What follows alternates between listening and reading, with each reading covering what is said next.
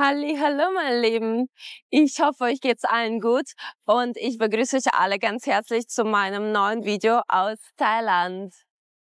Wenn man lange an einem Wohnort lebt, dann merkt man nicht die ganzen Vorteile und Nachteile. Etwas ignoriert man, etwas möchte man gar nicht sehen. Aber wenn man dann mal auswandert und an einem ganz neuen Ort ist, an einer ganz neuen Location, dann fängt man an zu vergleichen, Leute. Und dieses Vergleichen ist das, worüber wir heute mit euch reden. Guck mal, hier war früher ein Wald, also Dschungel. Und jetzt ist er weg. Ich kann nicht sagen, dass es gut ist. Das ist ziemlich schade. Also es wird auf jeden Fall weniger Dschungel in Phuket geben, weil alles wird bebaut. Und das finde ich einerseits natürlich ganz traurig. Phuket ist eine wunderschöne Landschaft, hier ist wunderschöne Natur, aber Phuket wird immer mehr von Touristen besucht und immer mehr Menschen ziehen nach Phuket zum Leben. Und das ist dann auch so ein Punkt, wo man sagt, ja, es ist cool, es gibt viele neue, schöne Locations, schöne Gebäude, schöne Wohnungen, aber leider ja, der Wald kommt weg.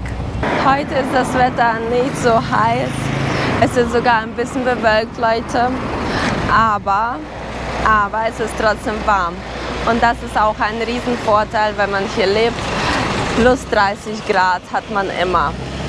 Ein Nachteil natürlich, wenn man in Deutschland lebt, es ist immer alles grau, es ist immer am Regnen und deshalb bin ich in Thailand. Also das Wetter, das macht es einfach aus. In diesem Video werde ich euch auch ein Fragment zeigen meiner Wohnung, in der ich mal gelebt habe. Ich lebe jetzt nicht in dieser Wohnung, meine aktuelle Wohnung möchte ich nicht im Video zeigen, aber ich zeige euch ein Fragment von der Wohnung, die mir sehr gut gefallen hat. Die war auch nah am Strand. So sieht's aus, eine ziemlich helle, kleine Wohnung, nicht groß, aber hier schon mal die Chillzone, Frühstückstisch. Und natürlich so ein kleiner Arbeitsplatz, man kann hier gemütlich arbeiten. Gegenüber direkt das Balkon, klein, aber fein. Und auch die Waschmaschine steht hier vorne. Natürlich das mega Wichtige in einer Wohnung, was auch den Unterschied ausmacht zum Hotel, nämlich die Küche. Eine Mikrowelle ist hier schon mal drin, Herd, Wasserkocher. Also alles da, auch das Geschirr ist schon mal da. Kühlschrank, super, man kann direkt einkaufen gehen. Und jetzt geht es weiter durch so eine Glastür ins Schlafzimmer. Ziemlich gemütlich alles. Auch so ein Schrank noch dazu. Hallo! Und natürlich Klimaanlage. Also in jedem Zimmer ist eine Klimaanlage. Ohne Klimaanlage kann man es hier gar nicht überleben. Okay, was haben wir hier? Ausblick aus dem Fenster. Ganz viele Palmen. Also ich mag das. Da fühlt man direkt, dass man in Thailand ist. Noch eine kleine Kommode. Ich glaube, ich werde die nicht gebrauchen, aber ist nicht schlecht. Und jetzt gehen wir ins Bad. Hier trocknet noch die Wäsche, aber ist okay. So, auch ein ganz interessanter Style vom Badezimmer. Alles in so Brauntönen. Ziemlich nice. Natürlich muss ich auch gleich leider shoppen gehen, weil hier gibt es keine Seife, kein Shampoo, gar nichts. Also das ist der Unterschied zum Hotelzimmer. Man muss alles selber kaufen. Aber nicht schlimm. Wir gehen dann gleich mit euch einkaufen und kaufen ein paar Sachen für die Wohnung, damit wir auch morgen hier frühstücken können und vielleicht auch schon heute Abend essen. Wie ich auch schon einmal erzählt habe, alle fahren hier mit Bikes, Scootern. Also die sind hier super populär und auch ziemlich günstig zu mieten. Einen Scooter kann man schon ab 3000 Baht pro Monat mieten. Das ist also wirklich sehr, sehr günstig. Ja, die Scooter gibt es in allen Farben, denen man sich das denken kann. So ein Auto, Leute, das ist Toyota, kann man ab 400 € schon mieten. Also nicht schlecht, oder? Der Vorteil von einem Auto hier ist nämlich, wenn es regnet oder wenn es super heiß ist, seid ihr im Auto. Also egal ob Sonne, Hitze, Regen, Sturm. Ja, im Auto kann man immer fahren. Also ja, solche Autos gibt es ja auch noch. Ford ist auch sehr populär, aber ist auch ziemlich riesig, ne, das Auto. Für mich ist es auch praktisch, mit einem etwas kleineren Auto hier zu fahren, mit dem Toyota. Man kommt überall durch, kann man überall parken. Ist auch ganz nice. Leute, ich möchte euch einfach mal zeigen, wie viele Bikes hier sind. Das ist ein Parkplatz im Central Phuket. Guckt euch einfach die Menge an. Das alle sind Scooter. Der Scooter-Parkplatz ist sogar voll. Oh mein Gott, der sieht ja ganz süß aus. Scoopy. Ja, Hello Kitty. Also ja, die Scooter sind ganz süß alle hier. Manche Helme sind auch süß. Auf manchen Helmen sind noch so Öhrchen, so Katzenöhrchen oder so. Das sieht dann ganz niedlich aus. Das ist ganz normaler Helm, aber es gibt halt noch solche mit so Katzenöhrchen und so. Herzlich willkommen, Leute, zu Tops Phuket. Das ist mein Lieblingsladen. Und guck mal, hier gibt es eine Menge frischer Früchte. Ich liebe das. Erdbeeren. Also Erdbeeren würde ich jetzt nicht unbedingt empfehlen. Die sehen auch ein bisschen komisch aus. So. Also die sind nicht die leckersten hier. Aber hier gibt es noch eine Menge andere Auswahl. Äpfel, Mandarinen, Clementine, Mangos. Das sind schon die exotischen Früchte. Mangos, viele unterschiedliche Mangosorten, Drachenfrucht, also und so weiter. Und das hier ist sogar Durian. Ich weiß nicht, ob ihr es schon mal probiert habt, aber mir hat es nicht gefallen. Meine Empfehlung an euch, mein Tipp, kauft niemals solche geöffneten schon Verpackungen, also kauft niemals schon einen geöffneten Durian. Wenn ihr schon einen Durian kauft, dann bitte noch einen ganzen und schneidet ihn selber auf. Oder lasst ihn vor euch aufschneiden. Aber diese schon geöffneten Verpackungen, Leute, schrecklich. Das stinkt, das ist eklig und das schmeckt auch nicht. Ananas, oh ja, für 49 Baht, also das ist doch ein Megapreis für eine Ananas. Bananen, Passion Fruit, oh ja, liebe ich. So eine ganze Packung für 149 Baht auch. Und wenn ihr keine Lust habt, die Früchte selber zu schneiden, könnt ihr schon geschnittene Früchte aller Sorten kaufen. Zum Beispiel für so eine Party oder so, nehmt ihr einfach mit zu Freunden solche Früchte. Papaya sind auch mega lecker. Ich habe nie gedacht, dass Papaya so gut schmecken können. Aber ja, die sind echt unglaublich lecker. Da sind mehrere Sorten von Pomelo. 109 Baht zum Beispiel, weiße Pomelo. Die roten sind etwas teurer, die schmecken auch richtig süß, 165 Baht.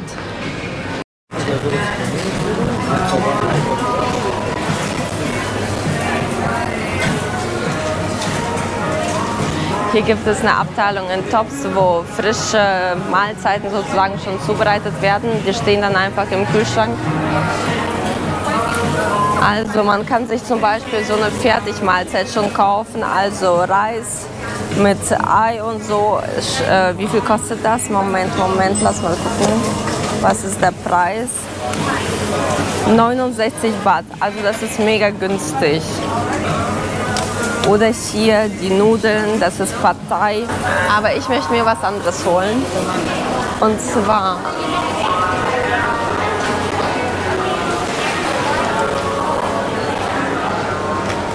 ich kaufe mir hier immer so einen frischen Bowl. Der wird fast täglich zubereitet hier. Also ich hoffe mal täglich. Weil hier immer so viele Menschen sind, wird er auch meistens ausverkauft zum Abend. Deshalb das, was ihr hier seht, wird zum Abend schon ausverkauft sein. Ich kaufe mir so einen Bowl, richtig lecker, alles frisch und der Preis 159 Baht. Für mich reicht es komplett aus zum Sattwerden.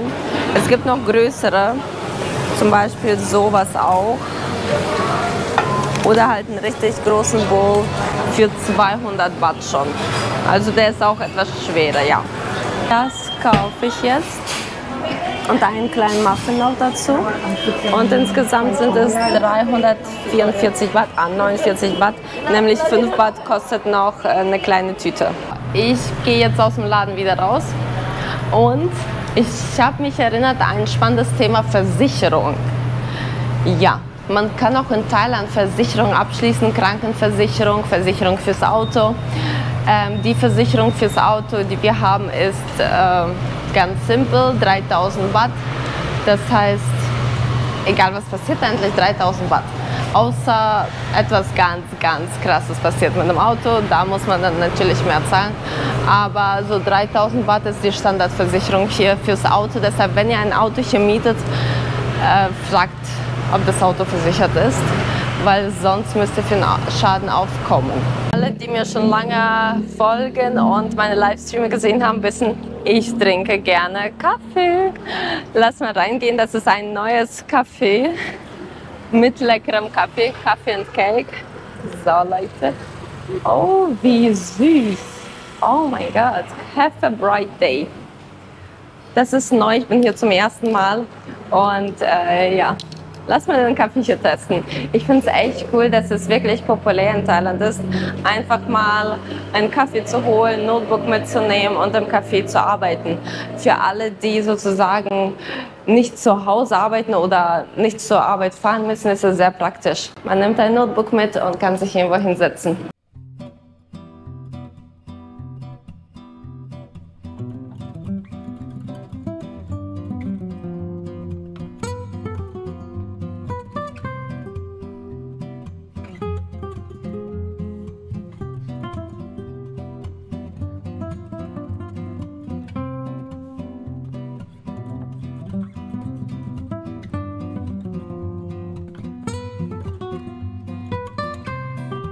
So ein Cappuccino mit Karamellsirup, Eis-Cappuccino, 100 Baht. Also ja, es ist zwar nicht recht günstig, aber ich hoffe, es schmeckt wenigstens.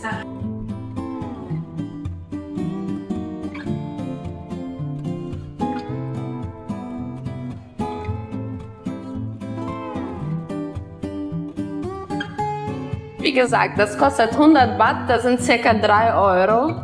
Also so eine Riesentasse Cappuccino, also Glas Cappuccino, ja, ist okay. Aber wie gesagt, die Preise in Phuket, die unterscheiden sich ziemlich von touristischen Orten und nicht touristischen Orten. Da, wo die Einheimischen trinken und essen.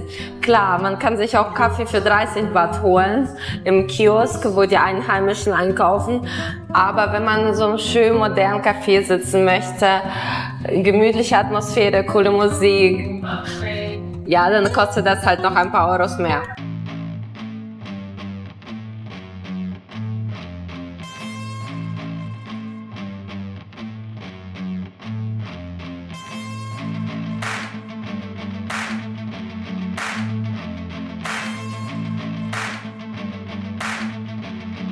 Ich bin angekommen, da wo ich ankommen musste. Mein Bike-Taxi fährt schon wieder weg. Wenn ihr mit einem Bike unterwegs seid oder auch mit dem Auto hier in Thailand, seid immer vorsichtig. Also ja, und vor allem, wenn ihr in der Mittagszeit fährt, wir haben jetzt 14 Uhr, ist es auch ganz günstig, was drüber zu ziehen, so wie zum Beispiel ein Hemd oder so. Und ja, weil sonst verbrennt man richtig schnell. Das ist die heißeste Zeit des Tages von 12 bis 17 Uhr. Ich bin jetzt angekommen, ich gehe Nägel machen. So sehen meine Nägel jetzt aus. Und ja, schauen wir mal, wie es danach aussieht.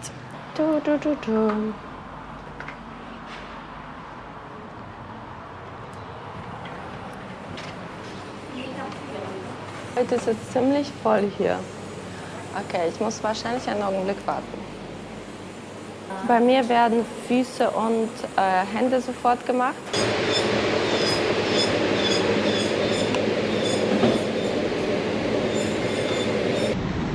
Meine Nägel sind fertig.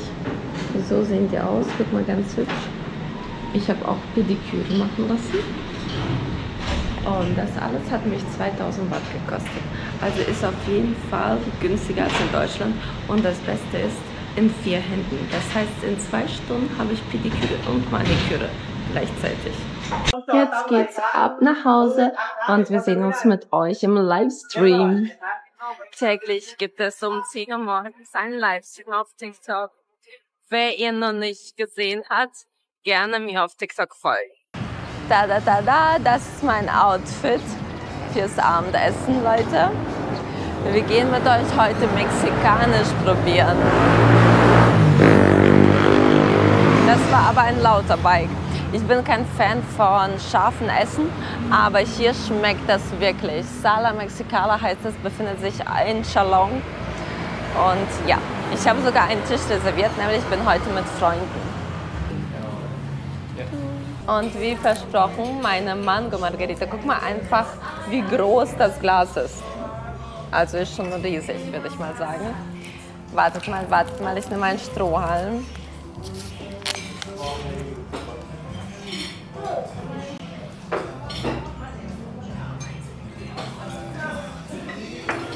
Ja, man schmeckt auf jeden Fall den Mango raus. Und ich muss sagen, das ist viel cooler als eine klassische Margarita. Und das ist ein Ananas-Shake. Ich bin heute am Testen. Cool. Aber ein Tipp, Leute, wenn ihr sowas bestellt, sagt bitte immer ohne Zucker. Nein, also nicht bitte, aber wenn ihr halt einfach das wirklich testen wollt, nämlich den Geschmack von Ananas oder Wassermelone haben wollt, dann sagt ohne Zucker. Weil ziemlich oft fügt man in Thailand einen Zuckersirup hinzu und dann ist es mega süß, aber ja, auch zuckerhaltig. Okay Leute, mein Essen ist angekommen. Das ist Quesadilla Chicken. Wir testen mal mit euch gemeinsam. Ich schneide mal ein Stückchen ab. Sekunde. Hier gibt es noch ein paar Soßen. Das ist Schmand, Avocado.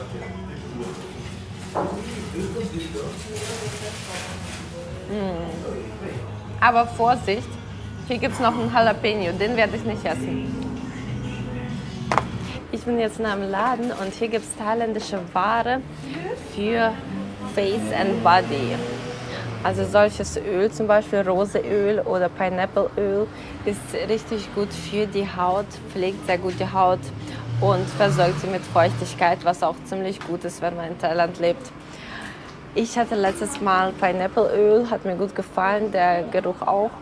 Und heute möchte ich vielleicht Mangoöl. Was ich cool finde, hier kann man so einen Tester nehmen und das mal testen, wie das riecht und so und wie sich das auf der Haut anfühlt. So, lass mal testen.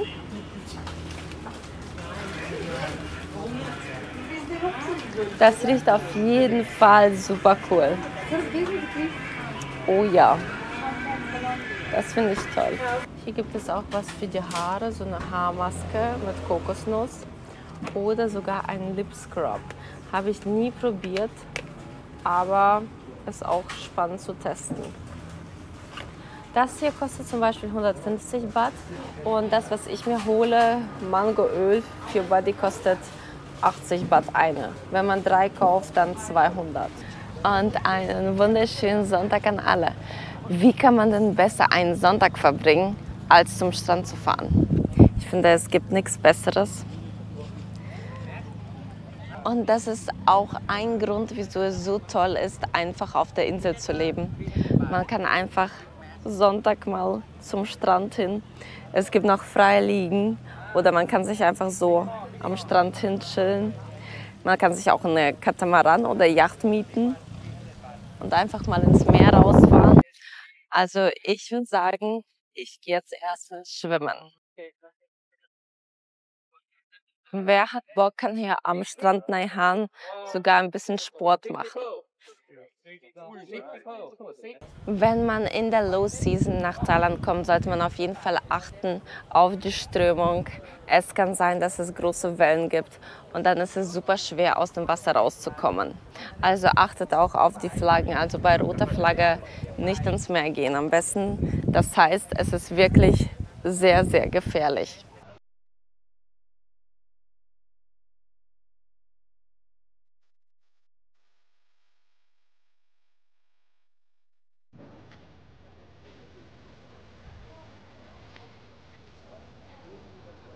Ich verwende SPF 50 auch immer, wenn ich am Strand bin. Also damit man auf der sicheren Seite ist. Aber lasst euch auch nicht täuschen, Leute. SPF 50 reicht auch nicht für den ganzen Tag und nicht bei so einer prallen Sonne. Das heißt, ein bisschen kann man damit natürlich sicher am Strand sein, aber halt nicht so lange auch.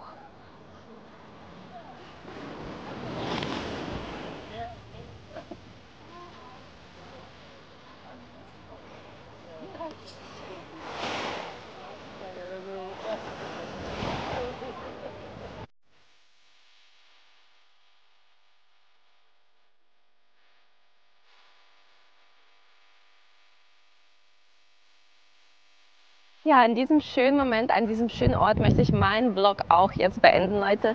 Schreibt in den Kommentaren, würdet ihr gerne nach Thailand kommen oder sogar nach Thailand auswandern. Und natürlich liked dieses Video und folgt mir auf YouTube. Ich gehe jetzt schwimmen. Es ist ziemlich heiß und ich gehe mal ab ins Meer. Ciao, ciao.